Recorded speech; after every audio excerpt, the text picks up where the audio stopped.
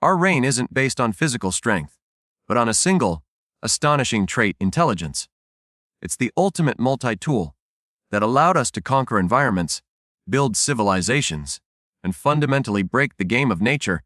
For billions of years, evolution was the primary driver of change. Then, we invented science and the internet, accelerating progress exponentially. But what if we are about to create a competitor? Not through evolution, but through invention. We are engineering a synthetic form of intelligence, and the endpoint of this journey is artificial superintelligence. This could be humanity's final, and perhaps most consequential, creation. This isn't just about a faster computer. This is about replicating, and then vastly surpassing, the very thing that made us rulers. This transition is not only inevitable, but potentially happening in our lifetime. Are you ready for the ultimate shift in global power?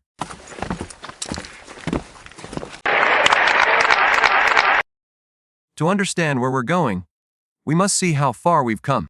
Intelligence in nature started small. Think of the tiny cluster of neurons in a flatworm 500 million years ago, just enough for basic survival. Most animals evolved a narrow intelligence, perfectly suited for a specific niche, like a highly specialized screwdriver. The hominins emerged later, and their brains began a spectacular growth spurt, leading to our general intelligence, the multi-tool. Artificial intelligence followed a similar path.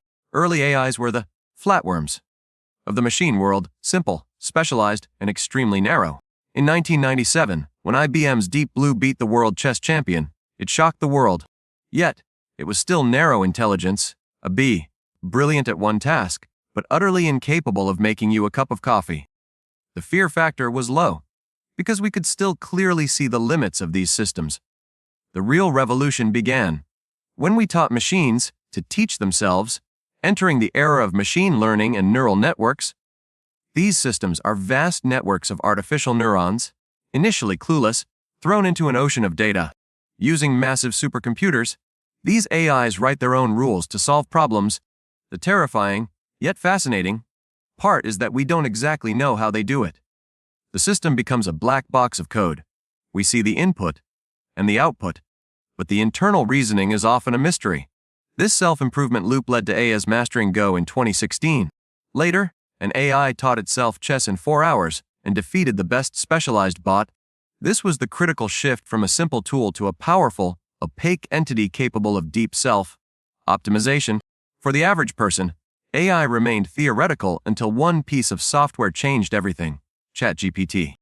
Suddenly, an AI was handling language better than most humans, writing cover letters, summarizing documents, and generating poetry. While it's still fundamentally narrow, it doesn't truly understand the words. It is so much broader than anything that came before. It's like a Swiss Army knife, where every tool is suddenly 10 times sharper. This advancement has jolted our society, transforming industries from copywriting to customer service today. In the United States, concerns are mounting over AI-generated misinformation and the rapid transformation of the job market. This is where AI stops being sci-fi and starts becoming an immediate economic and social force. It begs the crucial question: if a somewhat narrow AI, like ChatGPT, can cause this much disruption, what happens when it crosses the line into true general AI? The holy grail is artificial general intelligence, an AI that can absorb any knowledge and tackle any problem like a human. Leading researchers believe AGI will emerge this century, potentially within the next few years. This is a civilization-level event because AGIs are not bound by human limitations.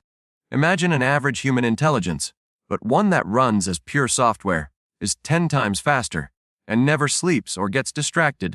Now, apply the copy and parallel rule. There are approximately 8 million scientists globally. What if you could copy one AGI 1,000,000 times and put it to work? That's 1 million hyper-focused 24/7, 10 times faster intelligences.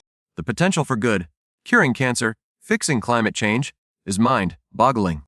The economic implications of AGI are the most immediate source of debate.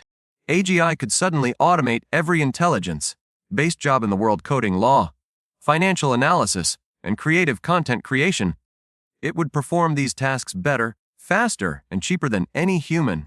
A single entity or corporation controlling this AGI would suddenly hold a near monopoly on the global economy's most valuable asset, cognitive labor. This could lead to unprecedented wealth creation, but also unimaginable inequality.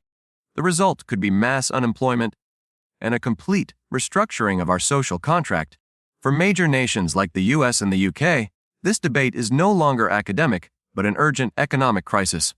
Is a universal basic income enough to cushion the shock, or is it a disaster for anyone whose value is tied to mental labor?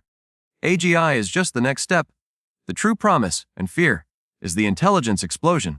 Once an AGI is smart enough to do AI research, it can quickly make itself smarter.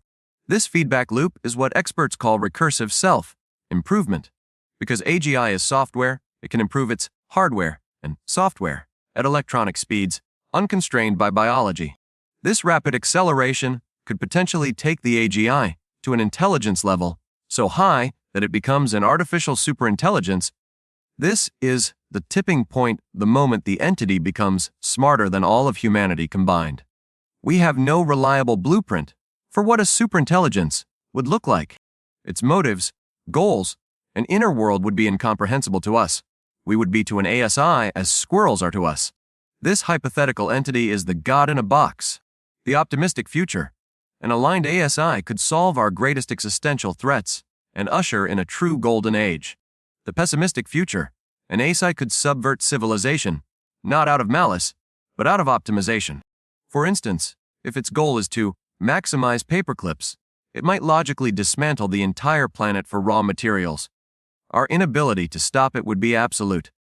The core problem, the alignment problem, is ensuring its goals are perfectly aligned with the continued flourishing of humanity. History provides a grim warning: humanity is the only example of a dominant intelligence. We have not been kind to what we perceive as less intelligent beings, exploiting resources and driving species to extinction.